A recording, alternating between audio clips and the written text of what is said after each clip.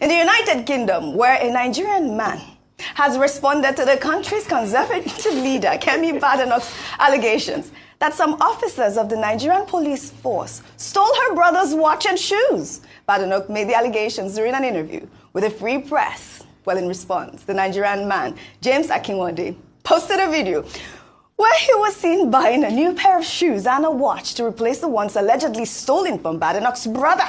Let's take a look at the video before we come back for a discussion. My experience with the police in Nigeria was very negative, and coming to the UK, my first experience with the police was very positive. You know, the police in Nigeria would rob us. So when people say, oh, I had this bad experience with the police because I'm black and they're white, I was like, well, you know, I remember the police stole my brother's shoes and his watch. His shoes? Yeah, they took his shoes and his watch.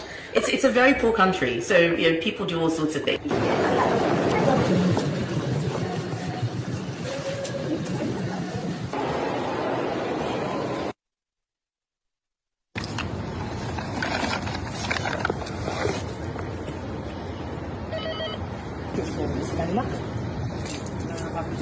Yeah, the shoes. Thank you so much. All right, so what's your name?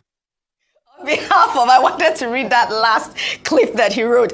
On behalf of all aggrieved Nigerians, he has now finally returned the shoes, and he hopes that it fits. Rufai. Yes, so, Kemi. Yes. Yeah, there it is. He says, on behalf of every proud Nigerian who felt genuinely hurt by those unfounded, disparaging remarks about the Nigerian police, we buy back the stolen shoes and watch. Yes. I hope it fits. No, that's good. Kemi, yes. We've returned it now, yes, so you can't say anything again. But I know this was just very cheeky. It was so cheeky. It was so cheeky. But I think the most important thing is, see, a lot of people, and I think there's a sense of Nigerians have been hurt a lot. They are very anti-establishment now, and they get very touchy. So when you condemn the government and you put nuance and perspective to it, they say, oh, you shouldn't. The thing with Kemi, we are not saying that what Kemi is talking about is not happening. A lot of people, you see, trying to make a nuanced analysis in Nigeria is very difficult because people only hear one thing. How did I know? Go to a newspaper shop. You see, people just pick the headline. There used to be some people in Ibadan then, Baba Kasagba, and they run with that headline. What we are saying is, Kemi here in this regard is playing a game. Because there's no nation in the world that does not have those things. The UK too has theirs. They have their problems with the Metropolitan Police that will see people, institutional, crisis where a police officer was raping a woman. But she now deliberately focusing on that game, denigrating Nigeria deliberately to be able to make Britain look at the moral beacon of... That's what I have a problem with. Right. And that's why when you see that she was asked a question on the Metropolitan Police, she was not even asked about Nigerian police before she answered and said, so it's a game. So, but now, in the cheeky mood of comedy, we have returned the shoes and everything. I'm sure Kemi is not probably going to take the shoe. No, I mean, it's just cheeky. It was the one second, quickly on the second. It's a big statement. Yes. It won't take away the experience she had because you can buy the shoes or replace the shoes. Yes. But what her brother felt in the hands of the Nigerian police cannot be eroded. But absolutely what you said, Rufai, I think it's just the fact that the intention, the motive is not because she loves Nigeria. Is trying to. People keep saying, "Oh, she's telling Nigerian leaders what the problem." No, she's not. She doesn't care about that. Yeah. She's pursuing her personal political, goals. Yeah, I thought it was quite cheeky. I laughed so much. Yeah. What Mr. Sh0cked is pushing across is that, look, Nigerians considered Mrs. Badenoch bad enough. So he said, "Look, you've been bad enough. So your cry is about shoe and wristwatch. Take it back to your brother." Yeah. Well, we don't know whether the brother will still be able to make use of those things. That's number one. Number two is the talent of Nigerians for comedy. We try to make a joke out of everything. Even if there is a tanker, falling off and people dying, you go and check social media, Nigerians will create some funny video out of it. Our optimism, the capacity to look at the funny side of life is unmatchable. And in the case of Sh0cked, they were a perfect case of becoming something by maybe osmosis or association. The report says he's a friend of Kenny Black. He's also a friend of AY. AY Macron. But he's a legal representative. He's an artist manager. So he's almost also becoming a comedian. Yeah. When he's not doing legal matters again, he already has found a new vocation. Yeah. And his entry point is Kemi Badenoch. All right. Badenoch. Did you say Badenoch? Badenoch. How cheeky. I thought this was such a great way to start the show. Well done, Mr. James. I hope Kemi will accept. Wait, my question is, did Kemi really receive this shoe? Did she receive it? Because I don't understand, though. True, like this lady received the shoe or what? Like, is the brother going to... Did she really give them her address? You know, if it is no Nigerian politician will give you their address, say you want to come and return shoe. They won't give you. Maybe because it's a legal person. Maybe that's why Kemi allowed him to come into this place and guys get to her house and drop a parcel. Or maybe she didn't know what the parcel would be about. Maybe she knew. She wouldn't have allowed him come. I don't know. But guys, let me know your thoughts on the comment section. Do you think Kemi should keep talking about this whole thing?